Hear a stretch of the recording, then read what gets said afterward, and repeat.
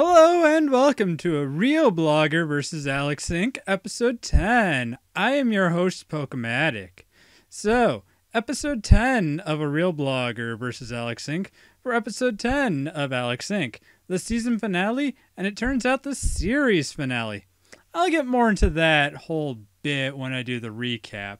For now, I just want to talk about the episode itself. So, this episode, I'm surprised it actually got some things right. Yeah, amazing. And the final episode of Alex Inc., they finally got something right. Unfortunately, they did it with the wrong character, but, I'll take whatever I can get. What am I talking about? Well, Rooney, she has her own podcast, as we established in, what was that, episode 6? Yeah, where she wanted to... No, it was episode 7. Yeah, that's right. It was episode 7, the one that I got really, really angry at. Or yeah, she has this podcast where she goes on unsolved mysteries and tries to figure them out.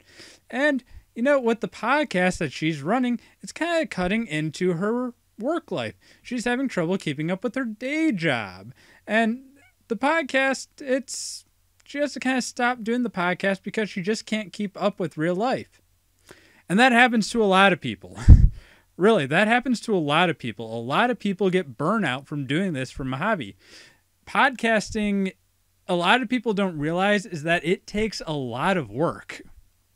Especially if you're doing like these highly researched podcasts where you got to get guests in and you got to try to go on location and you got to do a whole bunch of editing. Same thing goes for video creation. There's a lot of editing that goes into that. And it's not something you can just turn on right there. I mean, even what I do, where I just talk into my Rock Band microphone while recording on Audacity, I still got to dump it into my video editor. I still got to find the image that I'm going to use. I still have to render it, and I still have to upload it. I still have to think of the description I'm going to use. I still have to think of the name sometimes, and I still have to think of the tags that I'm going to use. And all of this is time that I could be doing, spending something else. The majority of my time is just talking here. I know a lot of other people, majority of their time is spent editing and whatnot. So with the kind of podcast that it sounds like Rooney was going to do, it is, there's a lot of work that would have gone into it. And she wouldn't have been able to keep up with her day job and keep up with her family. So yeah, I understand that. And that's a real big problem that people face. I know one of you guys out there that's listening to this is currently going through that themselves. You know who you are. But yeah, anyway. Actually, I may not know who you are. That's something that probably a lot of you might be even facing. And something that maybe I should even do a full video on of how much work goes into this. Even if you're doing it as just a little hobby like I am. So yeah, it's something that's real. That actually happens. But what they do with this? Well, they just kind of treat it like Rooney just didn't have it in her to do it. No, that's not the case. It's just that Rooney didn't realize how much time this would take and how much of a commitment it is and how you just can't do it just right off the bat and continue to do it at full speed. Everyone, they kind of get that whole big rush of adrenaline of, I'm going to do this. This is my new project. Then when the honeymoon wears off, they're just like, do I still want to keep doing this? I mean, I've gone through that. I know one of my friends that's currently listening to this has gone through that. I know plenty of other of you out there have probably gone through that. And it's a little disheartening, and sometimes you quit. And other times you just press through. And other times you just kind of realize that this is kind of something that you love doing and you're going to continue to do it, such as myself. And that's why I've been doing this for 9 years, because I love doing it. I do it for the fun of it. And Rooney, I could tell that from the little bit that we got from it, you could tell that she enjoyed doing this, but it wasn't like this was her passion to do.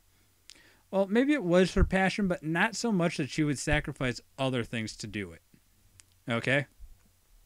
So there's that. They got that part right.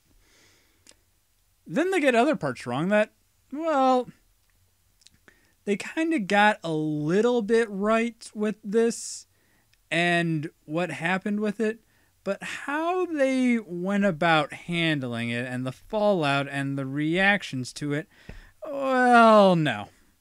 Okay, so what happened in this episode is that apparently Alex has launched the podcast. Apparently he has. I guess that happened in episode 8, maybe. I don't remember. But yeah, apparently he did launch the podcast, and it got tweeted by Shark Tank, and his podcast blew up. Okay, yeah, that does happen. That Chris Boers, the irate gamer, he was just another faceless average Joe trying to do the angry video game nerd thing. And then one of his videos got featured and he went all over YouTube. And now he kind of got famous and infamous at the same time. So all because one video did very, very well and everyone started discovering him. I've had the same thing kind of happen to me before. Primarily my Stuff with Scoutfly video. The Stuff with Scoutfly video that I did for years and whatnot, I had 10 subscribers maybe. Then when I made the Stuff with Scoutfly video, my subscribers just jumped because people were finding the Stuff with Scoutfly video and they were subscribing because of it. Everyone out there that may be listening to this that found me their Stuff with Scoutfly, thank you. But yeah, it happens. That actually happens. If one of your videos gets big, then someone gives you a lot of attention and links to you and directs people to you, then you end up getting kind of big. And I know that that's how I found my friend Sky of Two Kids at Heart. She did the Ask a Gangsta VidMe Creator Spotlight, and what ended up happening is I watched that video and I subscribed to her, and now we chat online all the time. We watch each other's videos and we have fun. So yeah, it happens. I'm not downplaying that. That was something that actually does happen. However, the results of this, it's questionable and makes me think again that just solidifies the fact that these writers have absolutely no idea what it means to be a podcaster and what podcasting is like. Because there's apparently Alex and his team look at the numbers of the podcasts in America and see where they rank. Okay, that is not a thing. Honestly, that is not a thing. Because there are so many different platforms out there that it is impossible to bring them all together and try to figure out who's the most downloaded podcast ever. You can find out who's the most downloaded podcast on iTunes. You can find out who's the most downloaded podcast on SoundCloud. You can find out who's the most viewed podcast on YouTube, on Dailymotion, on BitChute, on DTube, on whatever. But you can't do it all together because all of these platforms are all independently operated, independently run, and you can't find out who they are. There is no Nielsen ratings for podcasts. There's no equivalent to Nielsen. You can't find out what is the most downloaded podcast in America because there is no aggregator of that information because that information cannot be aggregated. It just can't be. It doesn't work like that. Sorry, guys, you got that wrong. You're thinking like TV network executives, but that's not how it actually works. If they were just looking at the views that they were having and just see a giant spike in downloads and whatnot, I would believe that because that would be realistic. That would be what actually happens when you're doing this stuff. But no, they're trying to say that we're comparing ourselves against other people. It's like, no. Guys, look, that's not how it works.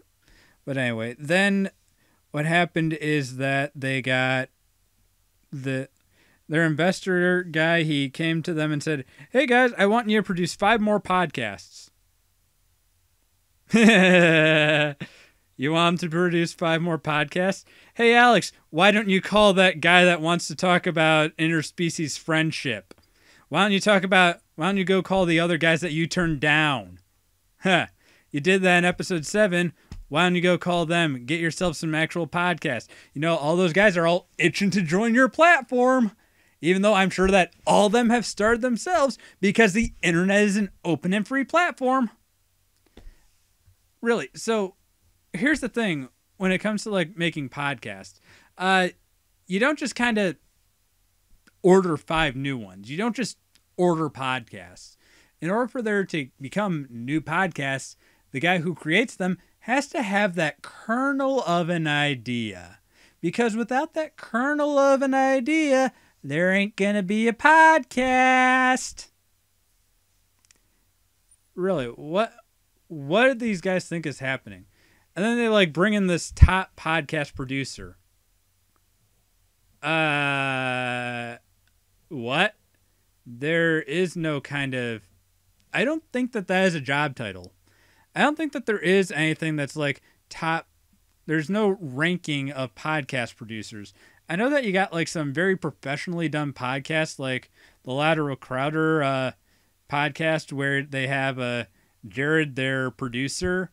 And I'm sure I think the CinemaSins guys, they probably have a producer that does the stuff. It's probably Chris because Jeremy is busy doing the voiceover for the CinemaSins videos. But yeah, I don't get it. I guess sometimes you do kind of get people that want to produce content for you because they see that you're doing good and they might hire you on. I know Game Theory does that. Matt Pat started out just with him, Matthew Patrick. Then he hired on Gaijin Goomba and what's the guy from The Science? Austin, yeah. He hired on Austin, and they all have their own shows that they produce for Game Theory, but they had their own shows previously, and Matt reached out to them and said, hey, I'd like you to produce a show for me. And so I guess it could kind of happen, but the way in which they went about it, it just didn't seem right. Okay, so yeah, they really are just going with the whole network thing and really kind of screwing that up. So, yeah. Then we get Career Day. And this is where things really kind of took a downturn for me. So, what's happening is that Alex wants to do Ben's Career Day, his son Ben. And with that, it's like, what? The Career Day that he did, it was just the most cringe-tastic thing in the world. I get that they were trying to be cringy, but they were kind of being cringy for the wrong reasons. So Alex said that he's going to produce a podcast right there in the class. Okay, Alex. First things first, that's not going to fly. You need to get parents' consent in order to produce a podcast with their children. Because a lot of parents don't want their children being used online. Even in the world of television, you need to get the parents' consent in order to have the children be on the show and in the movies. You need to have the parents' consent. You think that making a podcast is just like making a TV show, even though there are so many things that it's not. However, getting children's parents' consent to use their children in your work is something that is consistent. Okay. So that is something that really kind of rubbed me the wrong way. And he's just like, I'm going to produce. And then he's just like, he's going to go around and talk to the kids about what they want to be when they grow up and be Career Day. And it's just like, okay, I guess that is kind of what you kind of do on a podcast. A lot of people have conversations with podcasts. I kind of like to have conversations with myself when I do podcasts, but I know a lot of other people like to have conversations with other people when they do podcasts. However, if you're not actually going to be producing this for children and actually putting this out online, then just going around holding a microphone in front of children's faces is going to look like you have just a dumb career. Because that's laughable. Even in the world of podcasting and instant productions and whatnot, that's still laughable to just hold a microphone to people and say, hey, what do you want to be when you grow up and whatnot? It's just like, no. So then Alex is like, I'm going to produce a podcast about Ben right there, right in front of them. And it's just him talking about Ben. It's like, and it leads into like him embarrassing Ben, which is kind of the crux and point of the episode. But again, it's just kind of like, so you're coming in and just saying that your job is to talk and you're just going to talk about your son. It's, you're making us look bad, dude. That's not what we do. So whatever. And even then, it's like, he's talking about making podcasts, and when he asks the kids, hey kids, do you know what a podcast is? And this girl's just like, yeah, my mom says they're like radio, only they're far more boring.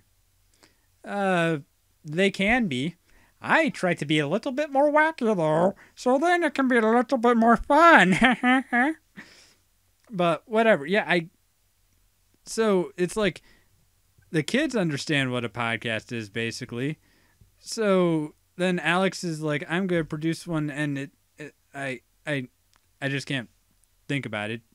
It just doesn't make sense. And then it's the episode, it almost got through. It almost succeeded, but it still just kind of ultimately failed. And then like the investor, the top podcast producer, she kind of gets fired by everyone, and I can't talk about it anymore. I'm just done with this episode because I'm done with the series. There's nothing more to it. So this has been Pokematic signing off, and bye. Hey there, everyone. Welcome to the end card. So Alex Inc., it's no more. I guess it's good for their season finale to finally get some things right. Finally, after it took them 10 episodes to finally have a character that has some conflict that is an actual conflict that real podcasters face, and not this imaginary podcasting thing that Alex is doing. So, yeah. And then just podcasting, it's not really a career per se. And even if you are able to make it a career, it's generally not something that you just want to go around bragging about. And, it's definitely not something that, even if you are able to make it a career, you definitely don't want to go talk about it at career day, because it's so 1 in a billion for you to actually end up making it your full-time job, as opposed to just doing it as a hobby. And that's one thing that I see so much happening with the world nowadays, is that I come across people that are just like, oh man, I'm making these videos, I'm making a podcast, I'm doing the things, why aren't people watching me? Because you're just unlucky. That's pretty much it. I mean, there are other reasons, but most of the time it just kind of comes down to you're unlucky, because so many people can do this. You need to A, find something that no one else is doing, and B, find something that people want to see. You got to find a void and fill it. Otherwise, you're producing something for no audience, or you're producing something that there's already a billion people making it. So, yeah, even if I could suspend my disbelief in that Alex is not a complete failure when it comes to making podcasts, even if I go with that and say that Alex is successful, you don't go to career day to tell kids, hey, I am a professional podcaster. I make things online because I got lucky. It's the same. It's basically the equivalent of having a professional sports athlete come in and talk to the kids about career day and just be like, so what do I do? Well, I play sports. I throw a football. I block people from getting to the quarterback. I distance run. I hit a golf ball and get holes in ones. I kick a soccer ball into a goal. I mean, yeah, that's cool and being famous and like that, but it's not something that you want to tell kids about doing as a career, because that's mostly not a career. It's a lucky thing that happened to you that you're able to do this full time and get paid for it. Do something full time that you're doing that most people do for free.